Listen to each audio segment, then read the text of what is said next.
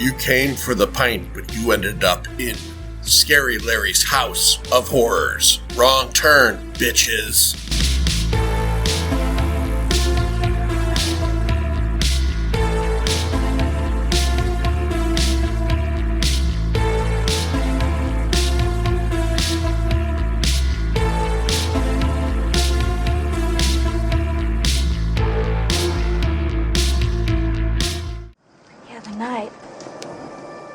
What about it? It's dark. I noticed. It's also bright. It'll blind you. I can't see. Well, listen. Do you hear it? It's all Fang February here. It's a Scary Larry's House of Horrors, all Fang February special. My name is John. My name is Lloyd. I'm fucking Scary Larry, motherfucker. And we're going to call Larry out immediately. So this is the last episode. What? Come on. This is it. This is the last episode of All Fang February on the main feed. We've talked about vampires all month long. Well, Larry is Scary Larry, and he is a physical media collector. He's showing the movie we're talking about tomorrow night as a time of recording. So he's familiar with it. But Larry sends me a message last night with a problem for tonight's episode. Larry, what is your very unique problem, and why should you be embarrassed to be called Scary Larry and all that stuff? So I don't have a watchable copy of Near Dark. I have it on VHS. In 2026, that's not impressive. Didn't really help me out since I don't have a VHS player. Thought it was maybe streaming on Shudder or somewhere. Nowhere. I was living nowhere. So yeah, I was like, "Hey John, I don't have access to Near Dark over here." Did you ever check your email this morning, by any chance? I did. Because I reached out to our friend Mike Field from Forgotten Cinema, who is a movie pirate of sorts. He's got all the movies. He got it immediately. He did. And I sent it to Larry last night and never heard from him again. So this episode, Larry will be working completely off of his memories of Near Dark. Memories. And no, I watched the Forgotten Cinema. Oh, did you watch it? I did. Oh, okay. All right. I skimmed through. I was working, project management, and then project managing some Near Dark at the same time. Yeah. So I was able to flip through it because honestly, the last time I saw it was at the Alamo Draft House in Yonkers. It's got to be 6 or 7 years ago. Yeah, I've been keeping steady track since January 1st, 2020 on my letterbox, and it has never been logged. So I have not seen this in probably 8 or 9 years. Yeah. I've probably seen it within the last 3 to 4 years. Well, this is, we've talked about it before. We did our episode years ago, which probably, maybe we could retouch that because maybe it's been changed. Best vampire movies. Yeah. But that was your number one. Yes, it was. Yeah. And you've made it a point out of the 287 vampire movies, the popular one, and then this one. No, that's not even a contest. The clear better one. I don't agree. No, stop it. It's not even a contest. We'll get into the movie. We'll get into our rating, but I'm going to tell you right now, if someone said to me, hey, tonight, so if someone were to say to me, hey, let's watch a 1987 vampire movie tonight, I think I'm going to pick Lost Boys. Fun factor. I get it. Fun factor. I'm not going to lay out my cards yet. We'll rate it. And I don't remember what I gave Lost Boys when we did that years ago. You just like Corey Haim. I do. I know. I know. Corey Feldman. Corey Haim, Corey Feldman. Jason Patrick. Yeah, Jason Patrick. He's easy on the eyes. Kind of a dreamboat. Yeah. What did we just see with Corey Haim? Oh, Silver Bullet. Silver Bullet, right. Silver Bullet, yeah, which I was editing today. It's coming out for the Pint Insiders. What is it? Hopped up something Palomino. What the fuck does Gary Busey yell out? Holy hopped up jumping Christ Palomino. He tells that joke about the donkey and the bartender, and he-ho! Yeah. He's so fucking bizarre. Super coked up. Yeah, no doubt. Him or Corey Haim. Oh, they're both. Probably both. He probably got him hooked, to be honest with you. Probably. Right. He probably got him hooked. All right, well, Manster, we're here to talk about Near Dark, so let's get into it. Come on! Let's do this together! This movie premiered at the TIFF, Toronto International Film Festival, on September 12, 1987, but full release on October 2nd, 1987. A couple months, I believe, after the aforementioned Lost Boys. Yeah, that was summertime. Which had a lot of muscle, so this had no muscle going in. It was kind of a whimper. First time I ever saw Near Dark, which was probably in my teens or early 20s, I had never even... This movie, I don't think this was like a big theatrical release. I think this was maybe... It released, but regional. It was probably in and out. Yeah. A little bit of the old in and out. And we don't do box office on these, so we won't even know. Directed by Catherine Bigelow.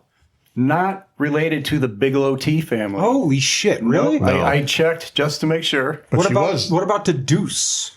No. No. Okay. She was married to somebody pretty important around this time, She though. was Jim Cameron. Yeah. But this would be her solo directorial debut. She wanted to do a Western, but couldn't get any financial backing, so she figured she'd mix the Western genre with the vampire genre, which was kind of making a resurgence at that point. So she also did The Loveless, 1981. That was her first film. Near Dark, obviously. Blue Steel, Point Break, Strange Days. She did some good war dramas like The Hurt Locker, Zero Dark 30, and something called The House of Dynamite last year. Yeah, that's a newer movie. Never saw heard it. of I it. did not either. No. Okay. Also, and I always have to call this out, she did an episode of Homicide, Life on the Street. Man, there's a lot of fucking road noise tonight. Yeah, A lot of road noise. A lot of road It's noise. a road movie. She's also the first female to win Best Director. Yeah, that's right. That's right, Hurt That was Locker. For Yep. Hurt Locker, yep. Yep. Written by Eric the Red. That's what I call him. It's a fucking Viking, right? Yeah. Fuck yeah. Yeah. He also did The Hitcher. One of my favorite movies. The Hitcher's great. Damn. That's Hitcher's a great. lot of noise. There's a lot of road noise. We're recording live We're tonight. recording outside. Yeah, we're recording outside tonight. We're just in the street. These cars are going around us. Yeah, yeah. It's dangerous, but Get on the fucking road, you three dickheads! yeah, these are the things we do for you fans. That's right. Yeah, that was a good movie, though, The Hitcher. Hitcher, That was Rutger Hauer. Yeah. Remember, it featured a finger as a french fry? Yeah, C. Thomas Howell. Yeah. Yep. Yep, that was one my mom brought home from the video store, and we had no idea what it was and threw it in. And fucking mom hit gold. That's on a that good one. They Yeah. made it. Usually, I never watched mom the struck remake. out. Usually, mom struck out, but she hit. You've told us some good ones that your mom brought home. But I mean, she would bring home like 10 at a time, and one would be good, Right. and the rest would just be absolute fucking garbage. Yeah. Back when you could rent 10 movies for probably like $4. Yeah. Yeah, like at our video store at Channel 1, it was like there was one night where you could get like, I'm exaggerating with 10, but where you can get like fucking 3 for the price of 1, and she would come home with 9. Right. Yeah. Nice. And the free popcorn. The popcorn. Yeah, yeah. Free popcorn.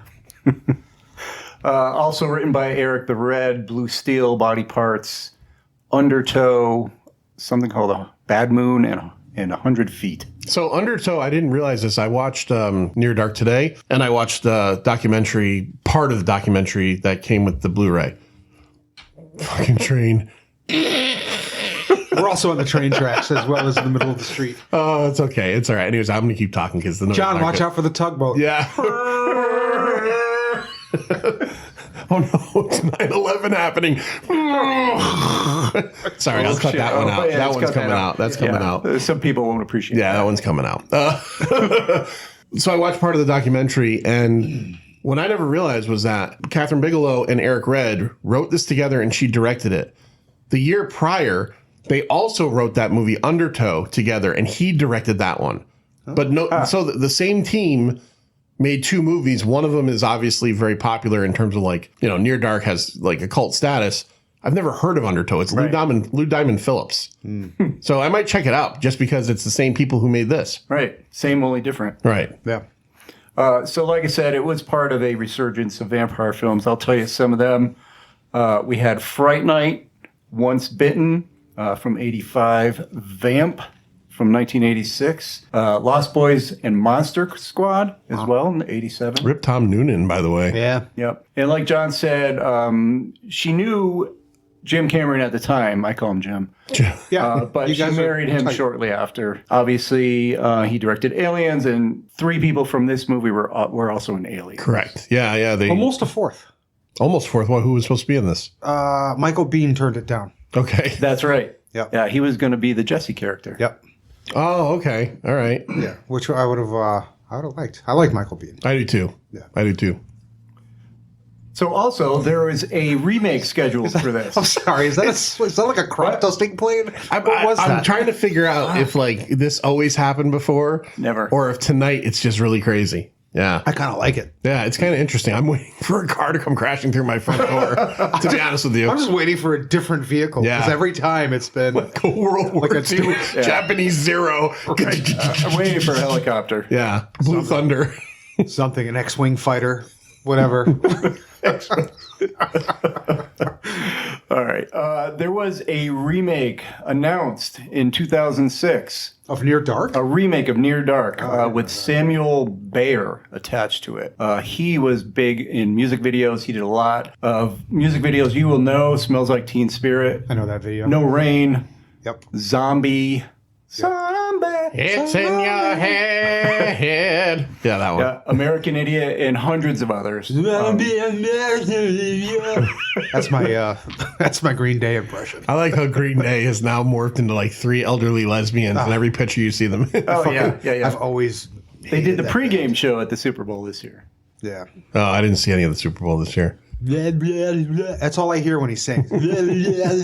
Shut the fuck up, Billy Joe. whiny twat. Oh, boy. Sorry. He also did a bunch of commercials, and he directed the 2010 Nightmare on Elm Street. Yes, he did. Yeah. But they know this never happened, so just didn't happen. That's the one where Freddy Krueger was like, "You're in here with me," right? That one. Okay. Yeah, Never saw it. Yeah, that's a Watchmen joke. Oh. Yeah. Sorry. Same dude. yeah. Same Right, dude. yeah, Jackie yeah. Earl Haley. Sorry. Yeah, That was the one where Freddy Krueger was the good center fielder on the shitty baseball team. That's Kelly Leak. That's Bad News Bears 1 through 3. Kelly Leak. Yeah. My bad. I like Kelly Leak. Me too. Yeah. But that was put on hold in 2008 due to similarities with another vampire franchise, Twilight. Oh. Yeah, too much of a love story. What the fucking fuck vampires. similarity is there between Near Dark and Twilight? Well, whatever this remake was, that's what they figured. Because I don't remember. glad they didn't I don't remember remake Bill Paxton sparkling at all. At all. The vampires in Near Dark don't sparkle. They just smoke constantly. Right. They're just like constantly on fire. I've never seen a single Twilight, so I saw the I'm first one. happy I've seen about them that. all. I've actually Yeah. seen them all. Oh boy. Saw the first one. Yeah, they're so fucking bad. Not a fan. All right. I read the books. What? I did. Come on, all I of read them? the fucking books. I'm pretty sure. You were? Was there a girl you were trying to bang or something? No, Like, I was trying to bang the author. yeah. Yeah. Stephanie Meyer. I figure if I read her books, I might have a chance. No, that wasn't it. I don't know. I was a voracious reader back then. Like I was Yeah, like, but you know there's more than 7 books on Earth, right? There Like, are. you could have read other stuff. those are the only ones I had access to. Yeah. It was either those or the Bible. Well, I read all the Anne Rice stuff. And right up until a certain time. Here's the and then I difference, quit. and there is somebody else backs me up. Stephanie Meyer's an awful writer, Yeah. absolutely terrible. Stephen King said the same things. Like this is the worst written book I've ever seen. Oh, Yeah. wow. Yeah, Never read absolutely brutal. Yeah, I loved Anne Rice, though. Hey, Anne Rice is great. Yeah. I read one of the Anne Rice books. I think I read Interview with the Vampire because I'd seen the movie one, and yeah. that was good. I remember when they were making that movie. And we can talk about this because it's a vampire movie. It fits. We could talk about whatever the fuck we want, True, Larry. it's a good It's point. fine. It's a good point.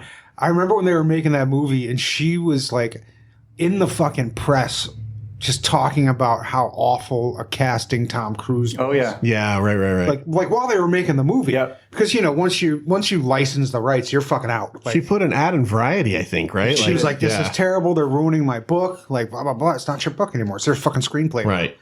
But Yeah. after it came out, She she was swallowed like, it all. Yeah. After Took it it came back. out, she was like, oops. Yeah. Because he was, listen, I'm no Tom Cruise lover, but he was fantastic. No, he was good in that. Yeah, I thought Brad Pitt was terrible. I like Brad. Well, Brad Pitt was fucking beautiful in that movie. I get it. Come on. He's always beautiful. No, but I mean, like he's always like a good looking guy, but like there was something there, right? Like that and that. I only saw it once, but what was the one where he fights the bear? He's got the long hair. Anthony Hopkins, 1910s maybe. Not The Revenant. No, Leonardo. Yeah. Legends of the Fall. Oh, I never right. saw Yeah, that. where Never saw it. I saw it once, but he's literally like a guy on the front of a romance novel in that whole thing. Yeah. All right. Well, Well, that was but good. I hated Brad Pitt. I have issues with Brad Pitt. Yeah. Like to me, he's either really good or really bad. Like I don't think there's not many for me in betweens where I'm like, oh, that's fine. I always tend to like him. I use the ones I like him in. I really like. How him about in. Bullet Train? I never saw it. Never saw it? That movie. 12 Monkeys. I think he fucking was love fun him. in that. He was fun in that. That 12 movie Monkeys was unnecessary. 12 Monkeys. I love him. Yeah. The Ocean's movies. I love him. Yep. Can't stand him in Inglourious Bastards. Oh, I think love his that. fucking horrible accent Took me out of every fucking scene. His accent isn't great. Took Admittedly. me out of every fucking scene in a pretty flawless movie. Okay. Other than his fucking Okay. horrible accent. I like him in that. I have problems with that guy. I like him in Once Upon a Time in Hollywood a lot. He's very good. Oh, I yeah, like They're him in making, that. they're making a sequel to that. Yeah, I loved him in Fight Club. Yeah. great Yep. in Fight Snatch. Yeah. Snatch, great. Oh yeah, Yeah. yeah. Yep. There's another. Here Yeah. comes another. One of my train. favorites, and I think we've probably talked about it on episodes, but Burn After Reading. Oh, when he's He just plays a complete idiot, Yeah. like the fucking personal trainer. personal trainer. Yeah. He's amazing. How about True Romance? Oh yeah, dude, that's maybe his best role. Guy on the couch. Condescend me, man. I'll fucking kill you, man. Like remember he waits for the gangster to leave the house. Yeah. Condescend me, man. Fucking kill you, man. So I think we pretty much determined that Larry likes Brad Pitt pretty much always, except for Yeah. Inglourious Bastards. Except for IG. No, and fucking Interview with the Vampire. I don't like him. Okay. Fair. And I'm sure I can think of other movies where I don't like him. I'm sure I can. Think on that. All right. Getting back to Interview with a Vampire. No, near dark. But Getting there's back to another Twilight. similarity in Back that to there's a Twilight. child vampire. Oh, my bad. Thought we were getting You're back right. to Twilight. Yeah. Yeah. All right. Where were we? All right. So I'll talk about filming. Lost Boys. So although the film itself takes place in Oklahoma, there happened to be some severe flooding at the time of filming. So they didn't do it there. They did it instead in Pinal County in Arizona. Okay. A lot of in the surrounding towns and the desert that's over there. So that's where that was filmed. Probably looks and then pretty some similar. stages in LA. And I guess that's about it. Other than the weather, it was pretty cold when they filmed it. So in the desert it gets cold at night, and everybody there was freezing. It gets cold in Arizona? Cold in Arizona. In the desert at night, yeah. In the fall. It was filmed in the fall. So Yeah. Never, sub-freezing temperatures. never would have guessed that. Yeah. All right. Well, that's it for the production. Let's talk about the cast. Round up the usual suspects. Sure thing, man. Little guy named Lance Henriksen, right? Big fan. Lance Henriksen plays Jesse, the Civil War veteran. Civil War, and he also started the Great Chicago Started Fire. Chicago sure. Fire. Yeah. Remember that fire we started in Chicago? Yeah, I get it. You know Lance. We don't have to talk about. Come on, we know who Lance. Bishop and Aliens, Pumpkinhead, Powder. He's got the you're a best big Powder cheeks fan. I ever. never saw Powder. You never saw Powder? Never saw Powder. Good movie. I Yeah. like Powder. I'm a fan. Never saw it. What's his name from Saw that we had at one of the horror fests? Was Powder. The young Indiana Jones. He was on stage. I was talking to him. Sean Patrick Yeah, Flannery. that's him. Yeah. Yeah, he was Powder. Had a hard time. Like I was looking at him trying to see Powder, and I couldn't do it. Well, he Just wasn't alabaster white with no hair, right? He just didn't. It just didn't look like him. Yeah. like it just didn't look like him. Acting, man. You should watch that movie. I don't know, man. That's the one from the guy who made Jeepers Creepers, right? Good point. Yeah. I don't know if I need to delve into his filmography. Yeah, that's a good point. Yeah. I forgot about that. Oh, We well. will get into it, but if you don't know anything about that director, look it up and you'll go, okay, good choice, John. Yeah. Good choice. Forgot all about that. All right, let's move on. The late great Bill Paxton. Yeah. Yeah, as Severin. Just a huge loss. That guy's been. God, he's got to be gone for like 6-7 years It's, now. I think, 2017. 6, 7. 6, Yeah. 7. 7. Sorry. My Frailty. son's going to love this part of the podcast. Again, Private Hudson and Aliens, the punk leader in the Terminator. Yep. Chet Yep. in Weird Science, of course. Grampy? Yeah. Grandma and Grandpa are catatonic in a closet. You have any idea how disrespectful that is? How about a nice, greasy pork chop sandwich served in a dirty ashtray? Fucking great. Yeah, he's awesome. Oh, it's so fucking great. Who else we got? Jeanette Goldstein, Diamondback. She was Vasquez in Aliens, and the mom in Terminator 2 that took the fucking knife through the milk Yeah, carton. she did. Through the and she also She's got her own owns bra company. a small boutique A large-breasted woman bra company. yeah, fucking big A. titty bra. And she, if you notice, so in Vasquez, holy fucking shit tonight. I'm not going to cut this shit out. I think it's humorous at this point. Yeah, it is. Yeah. I like it. Okay. So in Aliens, Vasquez is obviously supposed to like kind of maybe look mannish. Yes. Yep. And you can't tell she's packing guns in that. But in this, you see that she's got some pretty big titties. Yeah, she's got- And yeah, in real life, she owns a series of like 6 or 7 boutiques. I think 6 of them are in California and 1 or 2 of them are in Atlanta for women with big tits. Shit, look Yeah. at that. Yeah, All right. I'll have to check that out if I'm ever out there. The world needs it. that's right. Yep. We got Adrian Pasdar. I don't know if that's how you say his fucking name. Yeah, Pasdar. As Caleb, I guess you'd call the lead. Yes. Top Gun. I don't remember him, but he was in Top Gun. He's one of the pilots in Top Gun. I figured. And when, he looks like a pilot in Top Gun. Yeah. So, What was it? What do you think his nickname was, though? Like Massive Stroke or something? Like they all had those funny nicknames, you know? Right. Halibut Foot.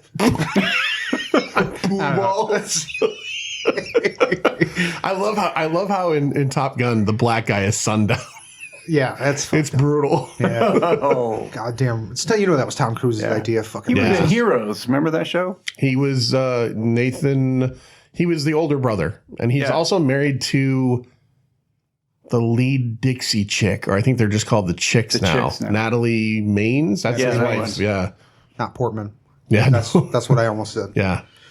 He was also Frankie in Carlito's Way. Excuse me. I haven't seen Carlito's Way in too long. He was the. So remember when Sean Penn went to pick up the fat gangster with his boat to try to break him out of prison? So long ago, I don't. He was his kid on the boat, and he killed him too. Okay. And that's why Sean Penn got off. Spoiler alert. Jenny Wright as May. Oh, she's attractive. Oh, she is so attractive. She is. I probably would have gotten, bitten by a vampire as well. That ice cream scene. Yeah. Yeah, she did. Well, that's her. They show all of their ruses to get people, and clearly hers is licking an ice cream with her until some hillbilly tries to rape her. Or like she did in Pink Floyd, The Wall movie. I read she was in that. Yeah, I don't remember. I remember she gives Pink a blowjob. Oh, okay. She's in Young Guns too. She was the one who walks out naked, right? She rides the horse out naked. Yeah. She was also in I, Madman, which is a decent movie. A couple of fun ones. Tim Thomerson from Iron Eagle. I love Tim Thomerson. Yeah, plays the dad. Loy. The dad with the magic blood transfusions. We'll get there, I guess. Sounds like he's missing an L and a D. Yeah, it's Loy. And Josh Miller as Homer. What a weird. We love Josh Miller. Yeah, he was in Teen Witch and River's Edge. He's a shitty actor. Yeah. He became a writer-director, and I'm glad because he's not good in this. The dude playing pool at the bar who ended up turning them in. James LeGros. Terminator 2. Not just Terminator 2. Drugstore Cowboy. Yeah. He was like the fucking lead after Matt Dillon. And Catherine Bigelow, he is Roach in Point Break. He's one of the ex-presidents. And he is Dr. D'Amico's ex-husband in ER. Okay. So I'm going to go one more and. Okay. He replaced the kid in Phantasm 2, who then they replaced him with again. Yes. Yeah. Oh, wow. Yeah. Okay. Michael, the kid Michael, the actor was out of acting by then, so they hired James LeGros. Yes. And then when they made 3, the kid was back to acting, so they just said, and they probably couldn't afford James LeGros at that point. And then finally, and this wasn't in my notes, but I just remembered, the cop that gave him the $3 for Roger Predactor from Ace Ventura. Roger Predactor from Ace. Also, Frank, who worked the front desk in ER. So. Oh, okay. All right. There you go. We're tying everything to ER tonight, not Little House. And I didn't see it in this viewing, or I missed it. Maybe there was a moment I wasn't paying attention, but isn't James Cameron in this in a cameo? He's the guy who flips off Severin. Okay. Was it in the bar? No. No, nobody got out He's of that like a truck driver, I think. Yeah, nobody got out of that bar except for LeGros. Okay, yeah, he was a little cameo in it. Okay. And I didn't notice. I didn't pick it up. Yeah. Okay. That's it. That's it for cast. All right, let's get into the movie. We start off with what's Adrian Pasdar's name again? Caleb. Let's just call him Caleb. Let's call him Caleb. Caleb is a young cowboy living out in Oklahoma, and he's out downtown looking for a good time. He's rapey. He is way aggressive. I was like, you know what? You should bite. I was like, you should bite this guy. He gets what he deserves. And honestly, I don't know. I mean, because 1987, I'm not saying that men being aggressive was not a problem then.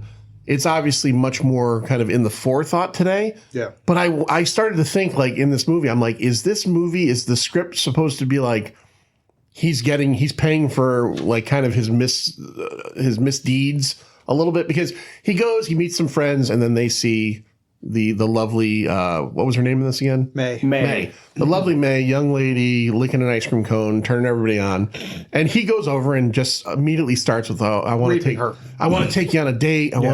Let's do this, let's do that, and he's very much like, I just want to kiss. He's very much in her face, and she's just kind of like just drive me home. Like I live close by. Hey, you miss all the chances you don't take. Lloyd, you're going to get canceled. There's a difference between chances and basically forcing yourself upon a woman, which is, I mean, even like you know, she wanted to ride home. She's a, you know, you could tell that she was stalking him. Right. She was out there for fucking blood. But I think she had made a decision at some point that she wasn't going to fucking take him. Right. Until he's like, nope, you ain't getting out of the fucking truck until you kiss me. He steals whatever. She's like, all right, yeah. motherfucker. Because you are right. I mean, there is that level of just being flirtatious, and she was, you know, being friendly to him, and maybe that could be misconstrued. But then he goes as far as like stopping the vehicle and being like, you're not getting out of the car until I get a kiss. Yeah. And it's like, oh, shit.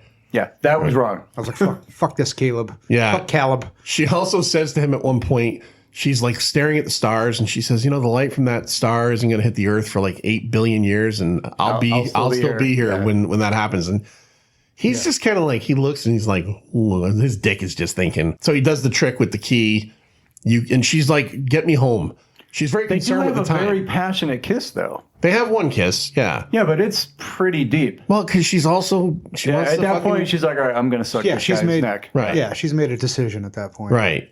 So she ends up biting him, and but it's played off as if like he doesn't know what happened. Right. She bites him and runs off. She runs off, and she's running. There's a lot of running through the fields in this movie. Yeah. She's running back to her home, and he gets out of the car, gets back in his truck. He's like, fuck this. Tries to turn his truck over, and won't turn over. And then he walks through this giant field to get back to his house and his town. But Manster, something's happening to him. What's going on? Yeah, so he's just like smoking, like his body. So I guess all the smoking in this movie was just cigars. Is that what it was? They had some cigars under the clothes and stuff. So. That was a pretty heavy cigar. Yeah. Yeah. How many cigars they got under there? 400? 7. So he's getting a little crispy, a little smoky, and he's covering up, making his way through the field.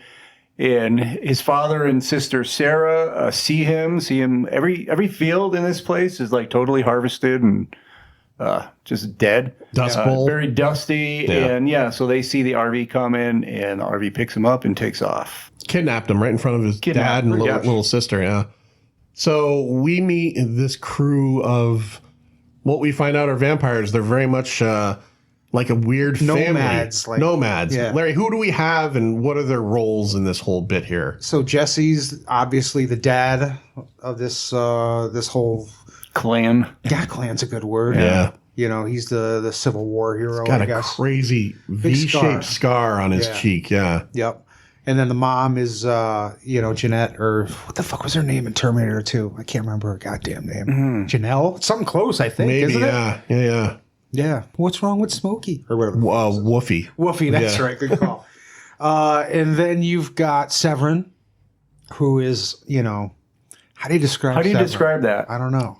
Wild card. Bill Paxton on 13 instead of 10. Bill Paxton is the, I guess this is not like saying something brand new, but Bill Paxton's the all-star in this movie. Yeah. Everybody's good. Henriksen's good. Goldstein doesn't have a lot to do, but she's good. But she's basically her character from Alien. Yeah, she's kind of quiet and tough. Yep. The kid who plays Homer, he's not really that good. Homer's my favorite in that scene because while everybody's introducing themselves, he just fucking grabs the sack. Yeah. He grabs him by the balls. He just grabs him by the balls. He's like, and spells his name for him just in case Don't mispronounce it. Yeah, just, I'll grab your balls. Yeah. It's a strange way to introduce yourself to somebody. Yeah, it's whether you're a vampire or not. I think it's a strange way. Had to be a strange moment filming too, where you're like Adrian Pazdar, who's probably like in his mid-20s, right? And now like a 13-year-old kid's got to grab your sack repeatedly. Well, as you know, we all know child vampires. They have an attitude. Yeah, they're taken as children, and their body never matures. And that's a we'll get to it later, but that's a major point in this movie is that he's just looking for somebody like him. Yeah. He wants to create somebody his age who can grow with him because he's actually, don't they say he's the oldest? Because Jesse calls him old man at one point. Yeah, I believe he's the oldest. Yeah, I think he's supposed to be either the oldest or he's almost as old. I don't think I ever fucking caught that. Yeah, Jesse says like, you be quiet, old man. Holy shit. So he's been stuck in this body forever. God damn. That's funny. May is like their daughter, Yeah. And they now are kind of stuck with him. They initially want to kill him. Severin's like, I'm going to rip your head off. Right. But Yeah, it's like, it ain't what's going on, son. It's Yeah. what's going off your face. yeah, But at that point, they didn't know he was turned yet. bit Right. Right. And once they realized it, they were like, shit. They got to keep him. Yeah. They got to keep him, but they're eventually going to run into a problem with him where he doesn't want to kill anybody. Right. Right. God, this a lot of Interview with the Vampire fucking. You got the young vampire. You Yep. got the vampire who doesn't want to kill anybody. Yep. I never even really put this together. Yeah. Holy Yeah. shit. They give him a week, right? That's when they realize he's been turned. They say, all right, we'll give you a week. They keep giving him like minor extensions, like because he keeps on fucking not doing it. We get to a scene. So now the movie kind of splits a little bit. It's 80-20.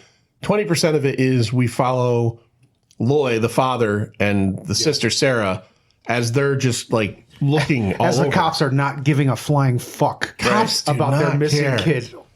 Tim Thomerson, every one of his lines in this movie is just talking to a cop going, have you figured out where my son is? Yeah. And then them going, not really, no. No, And then this is he's like, Oklahoma. What do you expect? did you notice, either you guys notice, I thought this was funny. There's a scene where Tim Thomerson's character and the daughter character are in a diner and only he has a meal in front of him. I did not know. I didn't Yeah. see that. No. Yeah, he's eating and she's not.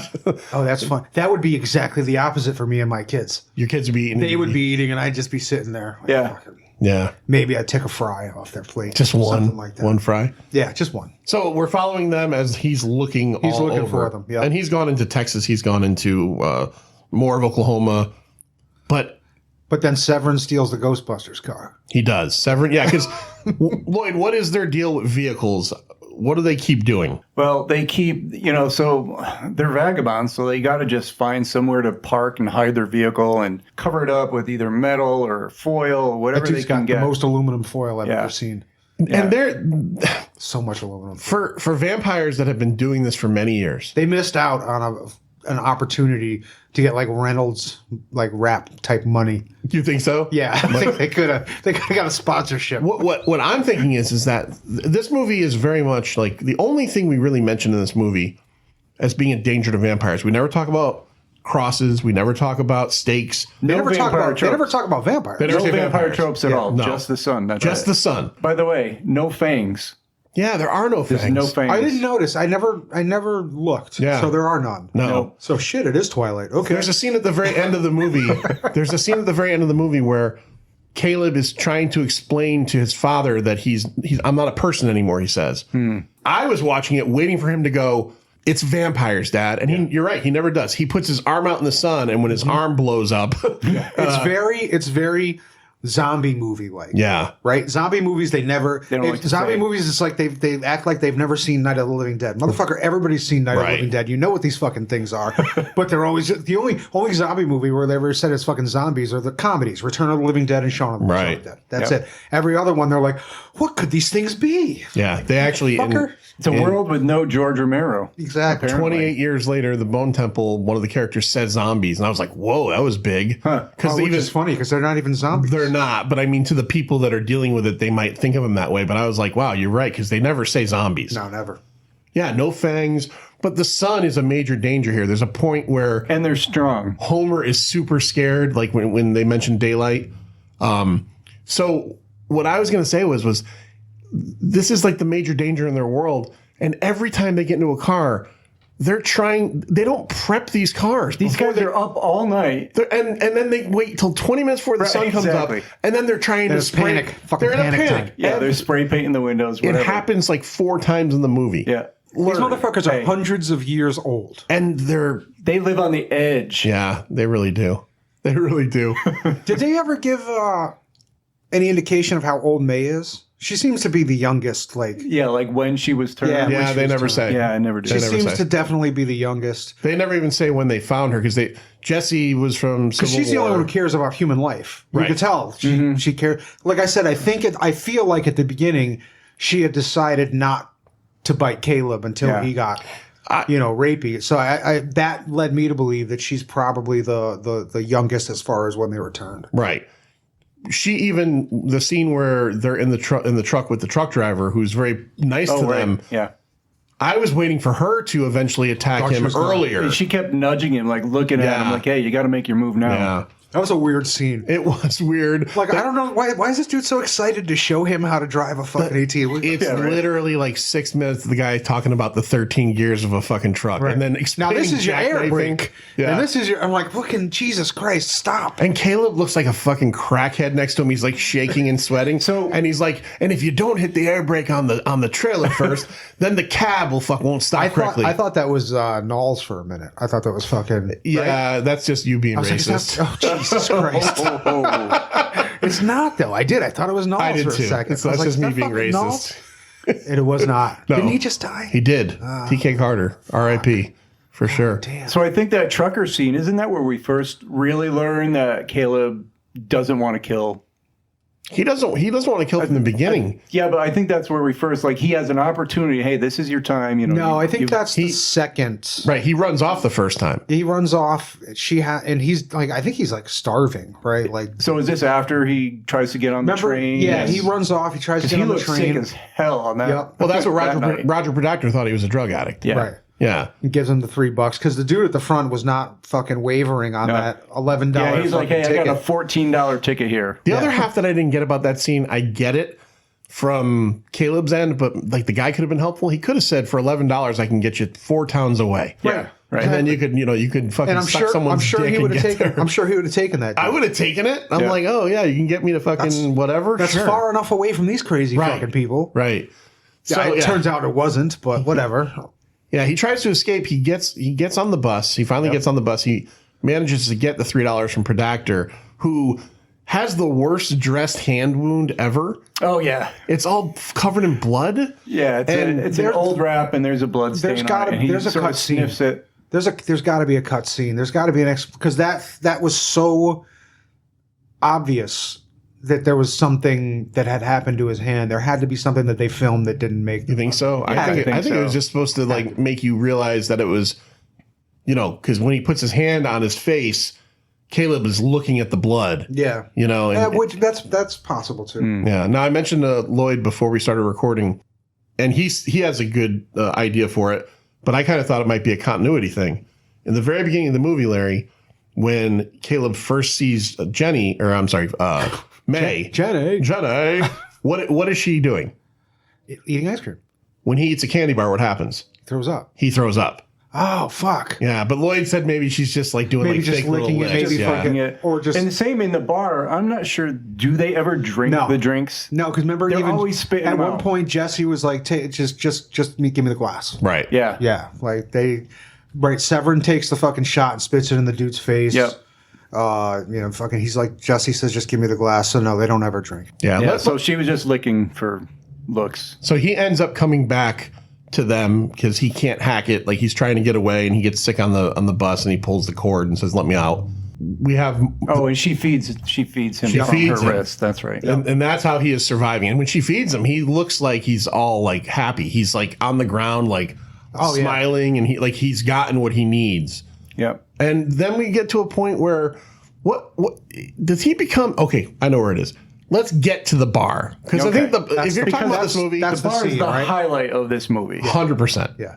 Whether you like this movie or not, the bar scene is excellent. Larry, set us up. What happens here? It's like a roadside bar, right? Like I guess what you would find out in Oklahoma. All of them just kind of bust in, and there's a couple guys playing pool and older bartenders, drunk at the fucking bar. They just kind of post up, and Severin sits Caleb down at the bar and just starts fucking with dudes. Well, he's got that great line when they walk in. What did he say? Well, I'll be goddamned. Yeah. This is shit kicker heaven. Does he call someone a meatball? Yeah, he calls a dude right next to him that he punches a meatball. He immediately fucking knocks over the dude's shot, and dude's like, "Hey, you fucking spilled my drink." And he's like, "Well, lick it up." Yeah, he's being super aggressive. The rest of them are sitting at the table. Just kind of watching Homer's him. on the table. Yeah, he's laying He's on laying his belly on his belly on the table. on the table. It's very bizarre. This slightly white trash waitress comes over, and they order some beers and bring me a glass. So everybody in the bar is now like super uptight because we've all been there. Like an asshole has shown up, Right. And is being an asshole, but also being dangerous, right? Severin says, get him another drink. And just before the guy takes a shot, he's like, "Now pay the man." Yeah. and the bartender says to him, there's two ways out of here. On your feet or on your back. And Severin's like, well, then let's fucking roll. That's through it. Yeah. Spits the drink in the guy's face. Yep. Makes the guy punch Caleb. Yes. Yeah. So the guy goes to Teach him punch. The something. guy goes to punch. Fucking Severin. Severin. I almost said Salem. Fucking cigarettes. Guy goes to punch him, and he fucking just grabs Caleb and spins him around. Yeah. And lets Caleb get hit a few times. And then Caleb fucking winds off and I think it's like a left hook and an uppercut, knocks the dude across the fucking room unconscious onto the pool table. Yeah. He goes, did I do that? Yeah, he's and then now everybody loves him. Now the family loves him. Yeah, yeah, yeah. And then he gets He sees another his power. guy. Another guy. He's like he just wants to leave, and that's the guy where they switch. He takes his glasses. The guy chokes Severin. Severin pretends like he's to getting be hurt. choked. Yeah, Right. But then snaps the guy's neck. Yeah. And that's where he goes to feed, and he's got that other great line. Oh, I hate it when they ain't have a shave. Yeah. I hate them when they ain't been shaved. Yeah. yeah. What I love about this is, and it's always made me laugh, is the bartender waits for it's 2 to 3 people to get killed before he finally Pulls the loads gun his out. gun. Yeah. And why is the gun Like, how not many? loaded? You're going to keep something like that around. Right. You know, you would think that you would have. I would think if I had a shotgun for my personal protection, Yes. it would be loaded. Yes. Maybe I'd put it somewhere extra safe so nobody can get to it but me. Yes. But he pulls it out of like a freezer or like a drawer. I have plenty of friends who carry concealed. Right. And they carry with the clip in. Right. Clips I get or it. if they carry a revolver, the bullets aren't in their front pocket. Right. If I had a gun they're in for the pistol. safety, there's going to be, Yeah. it's going to be loaded. It's going to be so I ready can to use go. it. Right. So he slowly loads it and then he blasts Caleb in the stomach. And Caleb is like, oh shit, he's hurt. And then Severin's like, awesome, Severin loves it. Caleb starts to realize that he's not hurt. So they end up killing everybody in the bar. The waitress gets her throat slit by Diamondback, and then they drink her blood. And then James LeGros is the last one. Oh, and then he gets the bartender too with the spurs. He kills the bartender with the spur across the throat. Yeah. They throw the bartender up on the bar, and then they start to firebomb the place. That's also their secondary move. Their thing. They burn everything. Yeah, their RV. Anything that they've kind of associated with, Right. they get rid of, which is probably how they've lasted so long. Yeah. Get rid of the evidence. So they end up doing that, and LeGros jumps out of the window. He chainsaw massacres himself through the window. It was, hey, listen, good tuck and roll. It was good. Good tuck and roll. It was good. That dude was not fucking around.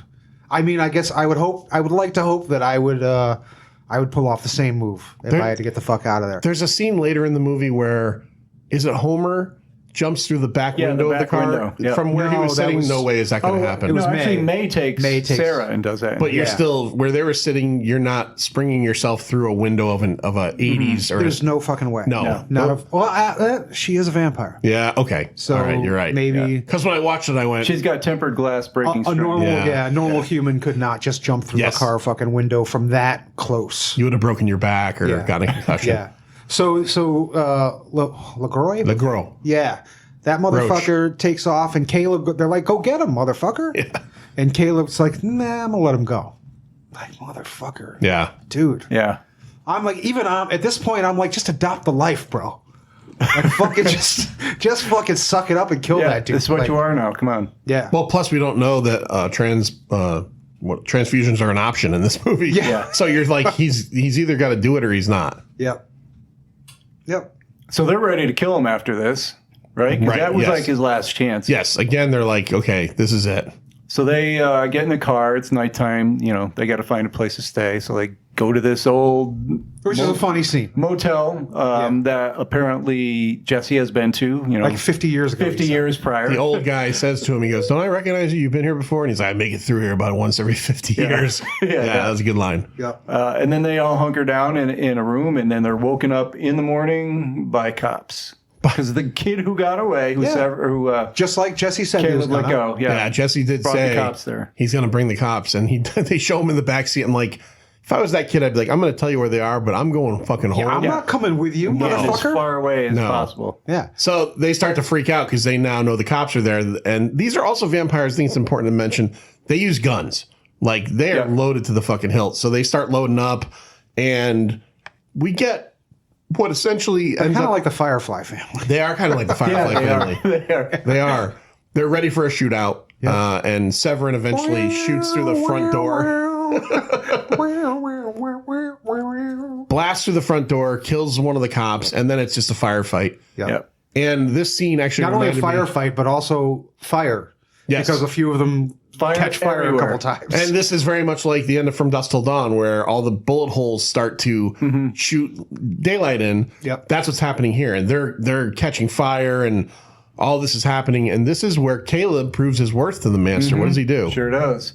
Yeah, he grabs a heavy woolen blanket that there are so many of in this movie. These so many blankets, so many much foil, blankets. so much foil, Yeah. and so many blankets. a lot of blankets in this movie. And he does jump through a window, and being shot at by cops and being burned by the sun, he makes his way to their van or car or whatever it is that they got at this A point. van, yeah. Commandeers it and drives right through the wall so they can all get in. So they all love him. He's a big hero now. And they drive to another motel. This Yeah. movie has concurrent motel scenes. Yeah. And this is where they start talking about their history, their age and the jokes and everything. Yeah, I think that's where he first says, what he said. How did I remember the actual line? But he's like, I fought for the South. I fought for the South. We Yeah. lost. Yeah. Yeah. We lost. Because Caleb asked him, he's like, Jesse, there's something I've been meaning to ask you. He's like, what? He's like, how old are you? Yeah. Well, let me just tell you, I fought for the South and we lost. Yeah. So, yeah, that's a good line. So he's about 150 at that point, probably. Yeah. Larry, what does Severin do for Caleb to show him respect? Oh, that's right. I don't know if he gives him something.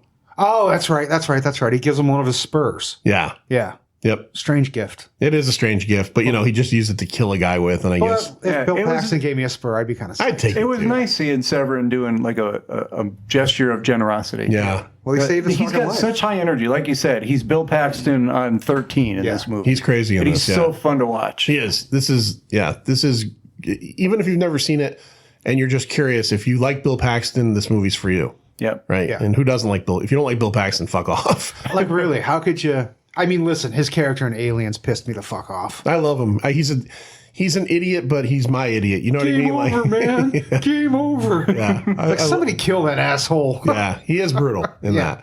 that. So eventually Homer goes out. Yeah, and, this is great. It's a great scene. Yeah. this is the good. part I have a problem with this Okay. movie with big time. Okay. The coincidence? It's listen. Let me be hard preface- enough. It'd be hard enough to happen in our small state of Connecticut. This is Oklahoma and Texas. Yeah, but so the dad's been told where they were spotted. Right. They haven't gotten much further away than that. How many hotels can there be in that area?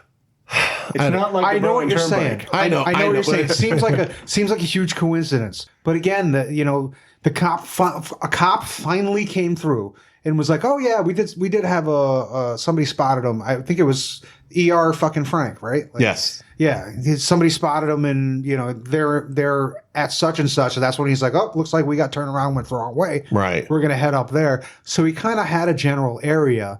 And again, how many motels would be in that area? It's not. I don't think it's as far-fetched as you think. Still think it's pretty far-fetched. It though. is. It is. I'm trying to stick up. Yeah, you're sticking up for it. Yeah. It's okay. I'm not going to blame you. It's okay. But Manster, who does Homer find? This is the whole coincidence we're so talking Homer about. steps Marge. out while they're all Marge. playing cards and drinking and stuff, and it goes to a vending machine, and lo and behold, Sarah is right there. Buying a Coke. And Buying a she's Coke. very feisty. Yeah, she has an attitude. Yeah, she's feisty. Yeah, But she has an attitude, but she also doesn't know about stranger danger because No, she's like, yeah, he fucking invites come her hang out. back, and she goes with him and, Yeah. and meets But- the clan. He's a kid. he is a kid. Yeah. And the promise of color TV. Color TV is Yeah. a big thing. Yeah. True. I like color TV. I do too. Yeah. I do too. Wish I had this movie on Blu-ray. I do.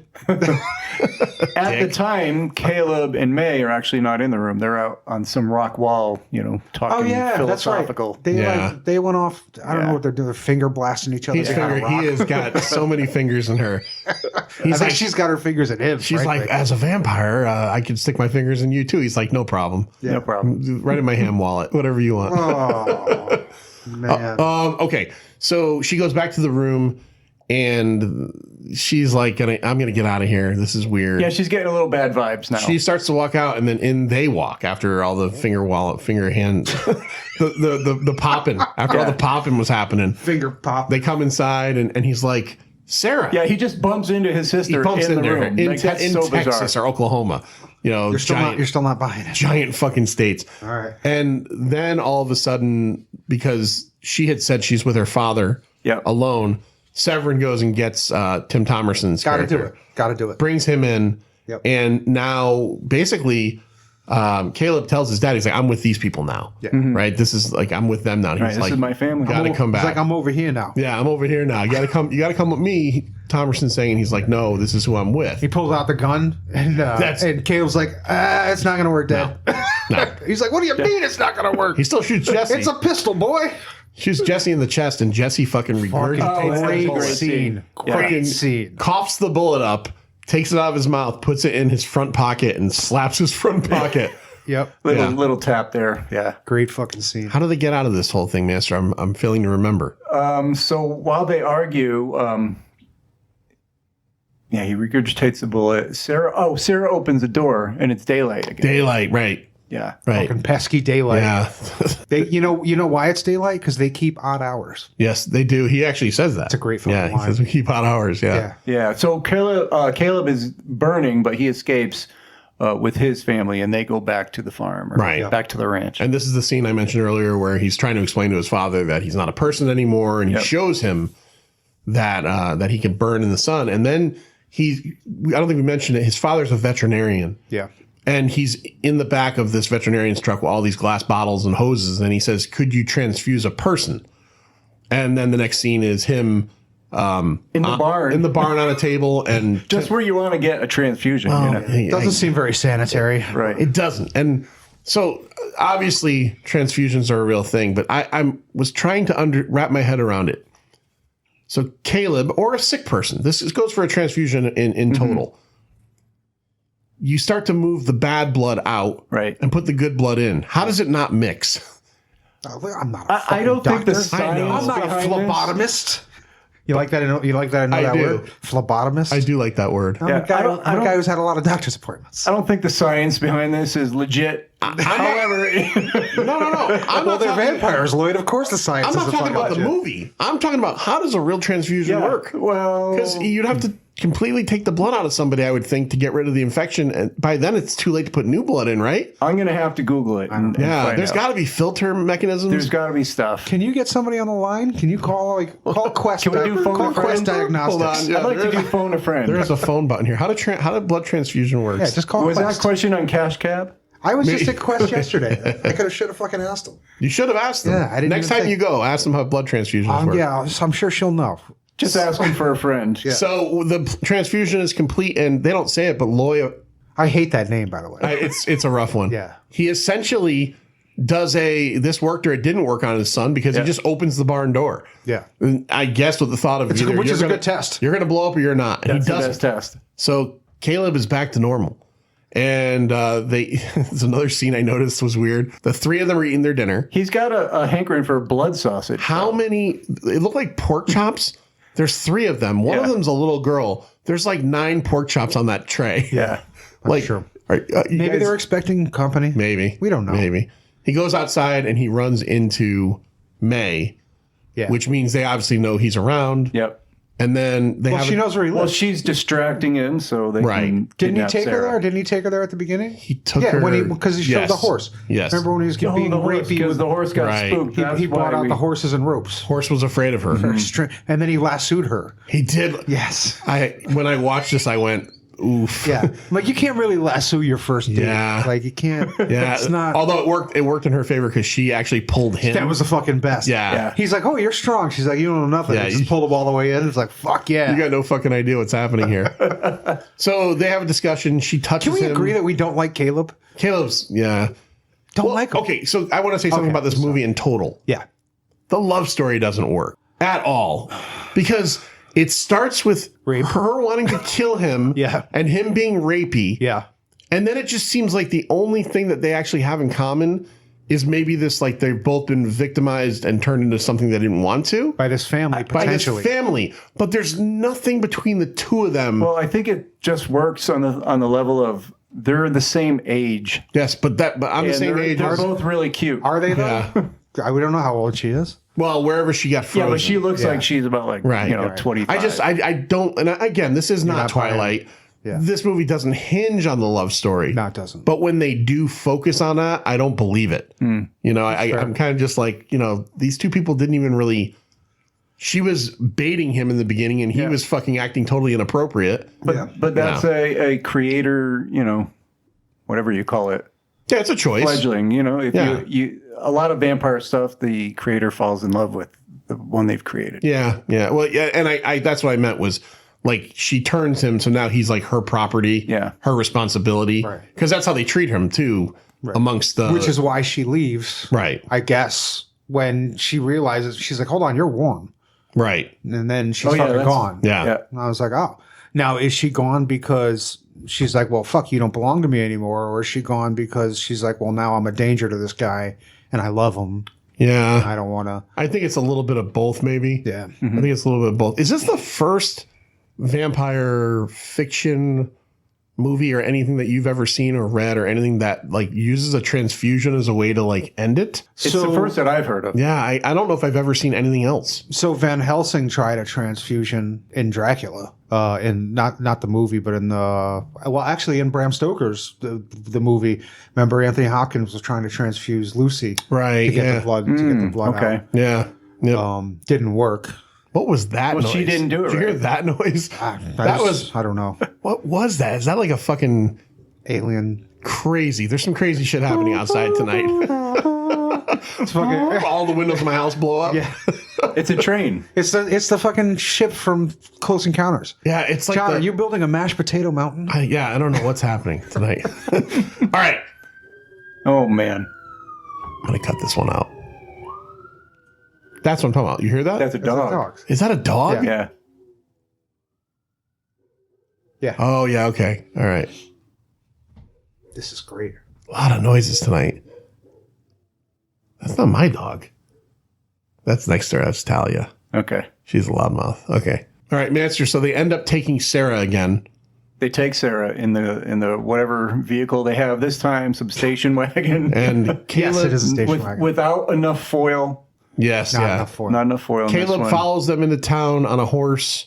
Yeah, nothing starts. So they pop all the tires. They pop. Yes, all right. Yeah, that's right. Yeah. And he follows them, and then as they're driving away, May kind of gets a change of heart and grabs Sarah and bursts out the rear windshield. That's a little bit later. We got to mention Severin's on timely end. Severin's part is first. That's at night. Shit. Oh yeah. I totally missed. No, that's fine. Scene. Let's just go back to that real quick. How does Severin find his doom? Oh, he gets on the horse, right? So he rides into what looks like town. Right. It's a big road, and he's on the horse, and then all of a sudden, as we learned earlier in the movie, horse will get spooked when a vampire is near, and the horse, neighs or whinny or whatever it's called, knocks, throws him. He throws Caleb off, and then all of a sudden, we call that a Christopher Reeve. A Christopher. Oh shit! Come on, dude. What happened? It's America's fucking sweetheart. Sorry, Jesus. My bad. Whatever. My bad. It's okay. Sorry, Superman. So the horse throws him, and when he stands up, Severin is right there behind him, and I guess they start fighting. I forget exactly what they do, but then he sees a trucker. Thankfully, early in the movie, yeah, Knowles taught him how to fucking drive. He had gone to New England Tractor. Hey, I used to work there. Did you work there? I did. New England Tractor Trailer Training School? Yep. Yeah. And that's with 3 T's. TTS, yeah. I was the director of admissions. Oh, so you know how to fucking pop a fucking... No, I was the director of admissions. I enrolled people. I didn't drive the fucking trucks. But I do know what you're supposed to do. I've just never done it. Right. All right, so I remember now. Okay, when they're fighting, Severin actually picks up and throws Caleb. And it throws him pretty far, and he lands near this truck. So this truck is driving, and Caleb just jumps up in there and gets rid of the driver and takes over the truck and is just plowing down Severin, who's standing in the middle of the road, letting it happen. And he hits him square on with, 18-wheeler truck. And he's all happy. He's excited. He's like hooting and hollering. And then all of a sudden, from the front of the hood comes Severin in an amazing scene. Half bloodied, half gory face. It's an iconic image. Oh, yeah. Rips out the hood. He starts pulling wires out. He pulls more wires out of that engine than have ever been in the engine of any vehicle. Yeah. in the history of the world. And when he's doing it, there's like all these like little lightning storms happening inside there. But every time he reaches in, he pulls out like 8 more wires and hoses. Yeah. And he goes in like 3 or 4 times. Yeah. Right. It's just like there's not that many wires and hoses in the entire engine. No. But it's still a pretty scary scene. It's great too how he just like peels through the hood like butter. Yeah. It reminded me of something else, but I couldn't think of what it was. You know what it reminded? Okay, let's see. Road Warrior. I just dropped the Christopher Reeve. The part where bad Superman in Superman 3 gets the oil tanker and rips the fucking side out so all the oil starts spilling in the ocean. That's what it reminded me of. I'm thinking of when Max is driving the truck and Wes is on the hood. Oh, yeah. Yeah. Yep. Couple things. So how does he kill him though? So what does he do? happens? He's like, he remembers when Knowles taught him, hey, if you don't hit this brake first and you hit this one, truck's gonna jackknife. Right. So he even says to himself, jackknife the truck. Just the fucking things, and then the truck jackknifes and explodes. Yeah, as they're wont to do. Did this happen As often they during will your do days? when trucks jackknife. I've seen trucks jackknife, and they explode Every just like single that one every time. explodes. Every time they explode just like that. There's actually an explode button in the truck where it will press both of those brakes for you, jackknife the truck and explode. Yeah, self-destruct. Yeah. Yeah. And Adrian, Caleb jumps out and he's able to witness the explosion. We don't see any blood or guts or Severin, but No. it's assumed that He's a goner. He's gone. And he is. He doesn't come back. So this is where we catch up where she takes the sister out of the vehicle, right? Because now it's daytime. Because now it's getting on daytime. It's Right. almost dusk. Right. Or it's almost dawn, I mean. And we get the scene where she breaks out. She has a change of heart. Caleb is chasing them down on foot. She gets over to Caleb with Sarah. Yep. And Homer is Homer's running. like, bullshit. Homer's like, that's my fucking girl. Homer is like that. What was that video? That Spike Jones video from the 90s where the guy's running down the street in slow motion on fire. You know the music video I'm talking about? No. I can't remember what band that is, but it's a pretty famous video. All right. He's running after them and he's just like fucking on fire. Yeah, completely on fire. Completely on But fire. meanwhile, May is not on fire. No, well, because I thought of that too. It's Are you one of those- more susceptible to fire the older you are? No, it's like plot contrivance. It's like it's sure. one of those plot contrivances where like I don't know what that word means. I don't even know if that's the correct word, but it's like where a bomb goes off in 5 seconds for one character, but then the main character it seems to take 3 minutes. Right. Sure. She's not setting Or on someone fire. turns to a vampire in 15 minutes and another guy in 10 seconds. Right, zombie movies, right? One guy gets bit, turns right away. The other guy, who's more of a main character, has like a wound for 3 days. Yeah. Because you got to have more time with him. Right. So she does not set on fire, or she's just smoking. He sets so much on fire that he fucking blows up like the truck. He's like bent over and like he just explodes. Yeah. And then it's He does. It's almost anticlimactic. The final showdown, right, Yeah, Minister? so the final showdown is just Jesse and Diamondback in the car, hunkering down, covering up as much as Holding they can. hands, though. They're holding hands. They are. Right, holding hands, looking through a little slot or whatever, but they're burning up too. And then they explode. And then they explode. That car goes off They're the road. driving the car towards Caleb, like they're Right. going to run him over, but like you could see just flames. Yeah. And he's like saying like burn up, burn up, and they do, and that's it. It just kind of ends there. But Larry, we go back and Yeah, we go back to the to Lori's house. Yeah, the barn. I fucking hate the name.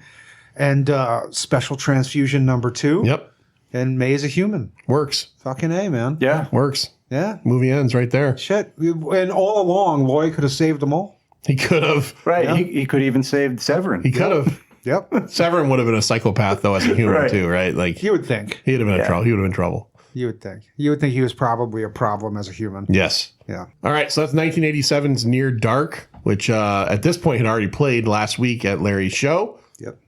This is coming out next week? This is coming out next week, yeah. Okay. Yep.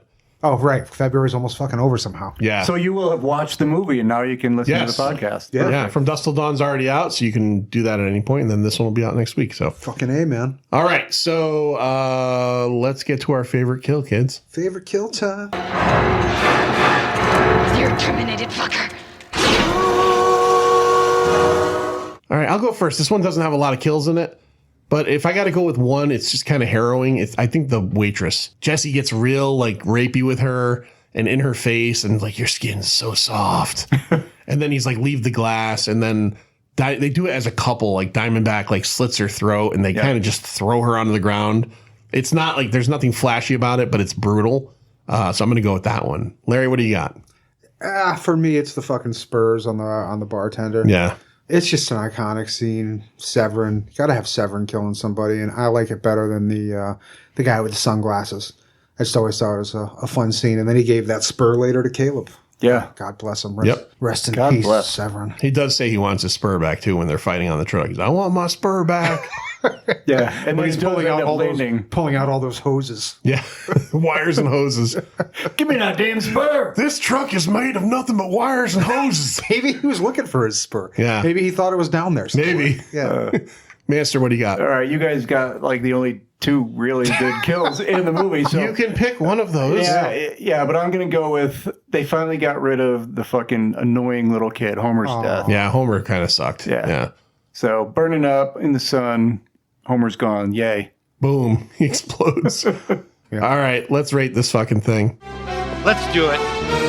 It's go time. Oh, they had a little kid vampire in the Lost Boys too. Now I forgot about that. Oh. Star's little brother. or Yeah, whatever. he has a weird name, too. Fucking fuckhead. Yeah. Was that his name? Fuckhead. No. Come over here, fuckhead. It's not his name. No, it's going to drive me nuts now. Larry, what's the scale? What are we doing? Oh, Spurs. Just fucking. We're talking about it. All right. Jangly Spurs. All right, 0 being the worst thing ever, 5 being the best thing ever, quarter and a half scale optional. I'll go first in this one. I do prefer the Lost Boys to this. I got to be honest with you guys. I do. It's crazy time. I do think this is a really good movie. I do enjoy this. I think it takes a little bit of time to get going. I'm not like Mr. Woke. I really am not. But like Caleb is rapey in the beginning. No, he's not great. Their relationship doesn't make much more sense than the fact that they're a vampire and the person that turned him. But it seems like a lot of the movie tries to make us believe like they're these star-crossed lovers. And it also not only tries to make you believe that, but then it also doesn't lean into it heavily either. It's like trying to do it, but not trying to support it in some ways. Jesse and Diamondback and especially Severin, that dynamic is great.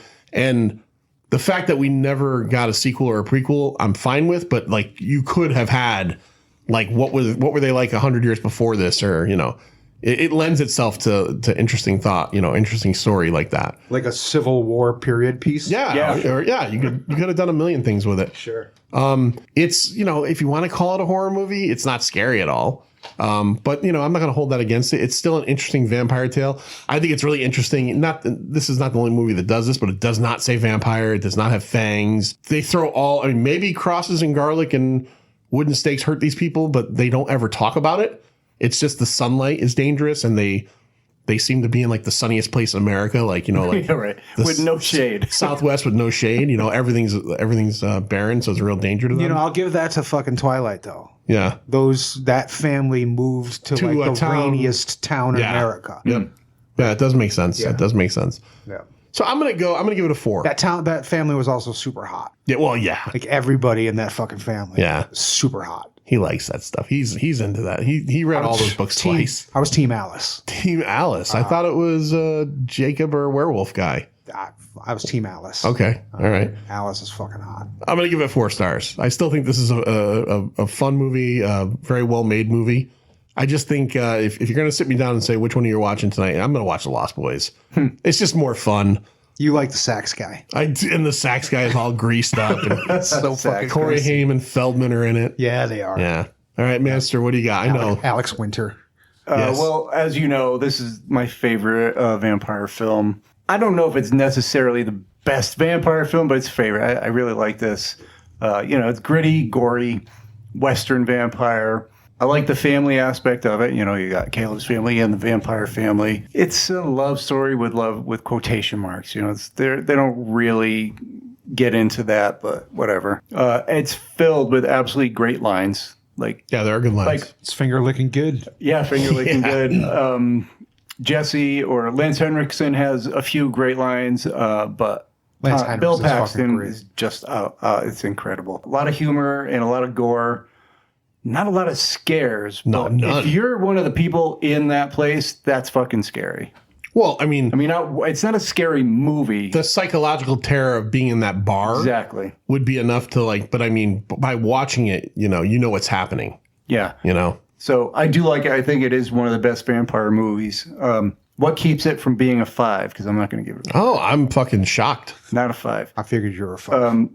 The character of Homer is truly fucking annoying. Yeah, the kid's not a good actor. I've never heard one person who likes this movie that can stand that character. The transfusion plot device, a little sketchy. It's there. Hey, if it works in this world, The science is questionable. that's great. The science is questionable. Maybe they could have dug a little deeper into it. I don't know. And then some things just don't track, like the relationship, the love relationship, the jackknife explosion, Severin's death. I mean, I'm not really sure that would have killed him, but May not burning up when Homer burned up right in front of him. Just like little things like that get into my head and like, total plot piss armor. me off. Yeah. Plot armor. That's it. And I think the father, not enough father. The father. I had enough father. Oh, I could watch Tim Thomerson all day. I would have liked to see could more have of done him. just a little more. They don't give like him that. anything to do in this movie. He literally is just driving around. It could have been anybody. It could have. If they could have hired anybody to do True. the fucking. Yeah. You're right. He's a good actor. If you're going to hire a good actor, then Give him something to do. give him something to do. Yeah. Use them better. Yeah. So because of all that, I'm going to go 4.75. Okay. All right. Larry, your show. What do you got? Spurs. 4.75 Spurs. Yeah, I give it 4 4.75 Spurs. 4 Spurs. Yeah. I cannot believe, first of all, at the beginning when I was talking about the cast, that I mentioned Lance Henriksen without mentioning Stone Cold. That's my fault. That movie's overrated. Fuck off. That Fuck movie's- right off. We did. Me and Professor Joe did that a few years ago for The Insider, and I had never seen it. And everybody talked about that movie forever. Well, first, here's one thing you got to realize. It's the first 10 minutes is Cobra, just not done as well. No, you're right. You're right. When I was 8th grade freshman year, I really thought that I was going to play football, like college football. Not because coaches told me you're going to play college football, but because of my fucking head. Yeah. I thought that I was good enough to, and I wanted to be Brian Bosworth. course you Brian did. Bosworth was the guy. He was still in college playing for the Sooners, had the fucking shaved sides with the lines and the fucking feather earrings. If you had made it to be Bosworth, Yeah. would you have made it to the pros, and would Bo Jackson have run you over too? That was a hard game for me. Yeah. Because even though Bosworth was on the Seahawks, You're a Raiders I'm fan. a Raiders fan. Every game is a hard game So for you. no, but I mean, listen. At that point, the Raiders were pretty good, but it was like, oh fuck, do I root for Bosworth or I got to root for the Raiders? And fucking Bo showed him. Bo knows. Bo showed him that Bo knows when he fucking just trucked through him into the. So you end had a zone. minor crush on Bosworth, so you like Stone Cold because of that. Yeah, kind of. So, I get it. Right. It's not terrible. It's just I expected it to be so much better than it was. I really enjoy it. I have a lot of fun with it. Sorry, back to this movie. So Near Dark for me, both of you noticed. Said, there's not really any scares. This is definitely more of a Western than it is a horror movie.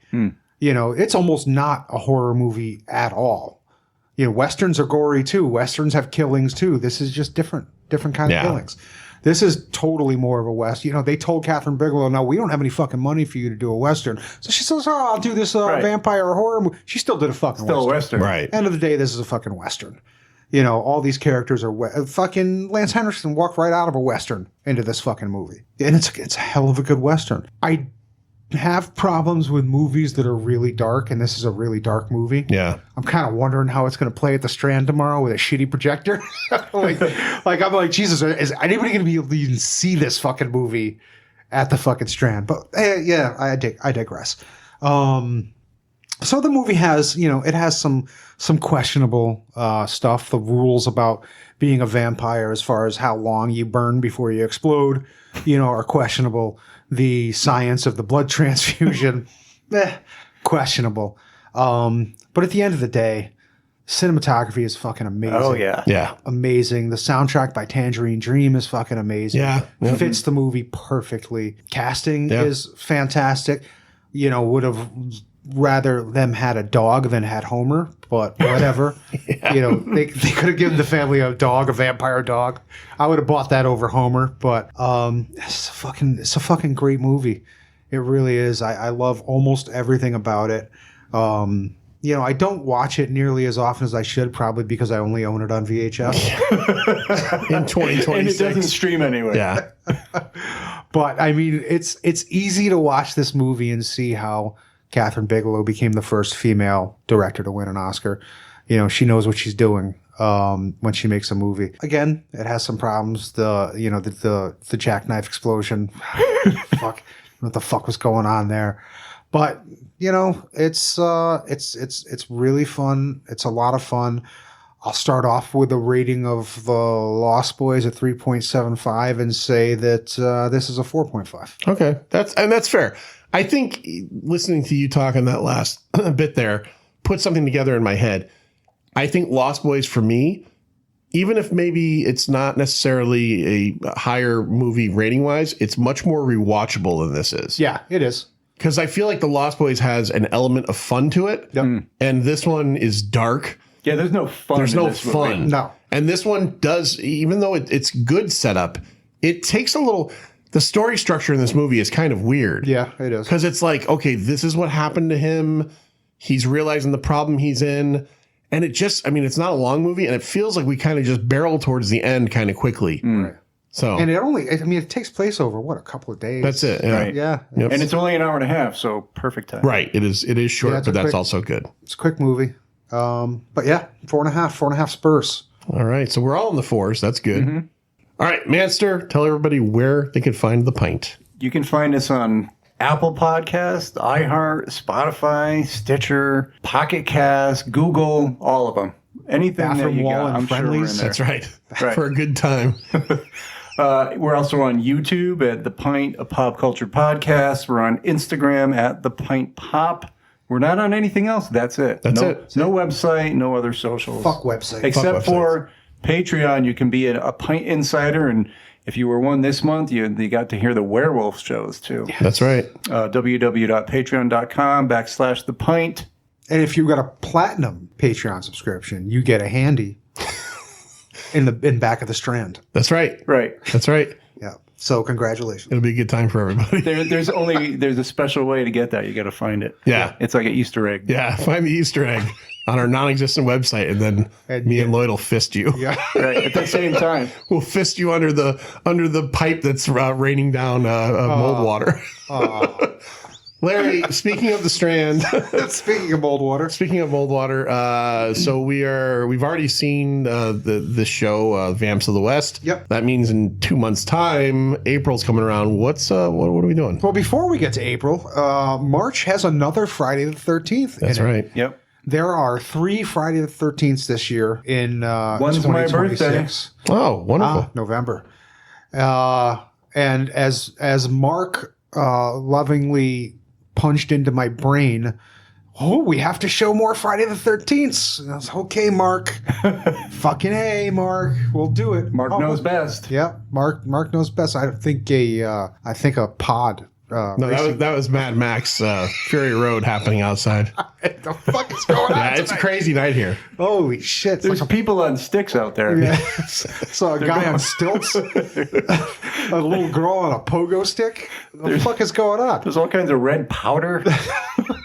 Powder. So The fucking Doof Warrior. Yep. The guy in front of all those Marshall stacks on the fucking Yeah. bungee cords playing a guitar. all right. So next month, March 13th, at the Strand Theater in Seymour will be Friday the 13th, Part 8. Oh, fuck. I just came in my pants. Jason will take Manhattan, or will take Toronto? a riverboat for about 95% of the movie, and then step off into Toronto and have one scene in Times Square. Yeah. And He does kill that hot girl playing the guitar, though, right? Like, does. that's the one with, yeah. kills her with the guitar. With the guitar, right? Yeah. Spoiler alert. Yeah. So that'll be March 13th. Tickets are on sale now. At the website, Connecticut. Come on. ConnecticutCultClassics.com. Rolls off the tongue.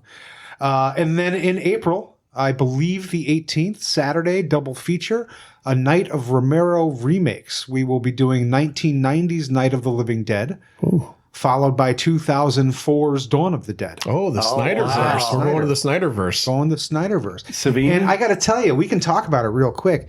Mike found an alternate cut of that where they infused goblin music Okay. into it. And Mike gave me a copy of it. He's like, what do you think about showing this? It doesn't work. No, it's the way it was laid over. Sometimes it's over dialogue. Yeah, it doesn't work. And it doesn't work, but there's one great fucking scene where it works perfectly. So there's Show a it scene. in the previews. I wonder if I could. Yeah. Yeah, I bet you I could have Mike cut that out. Yeah.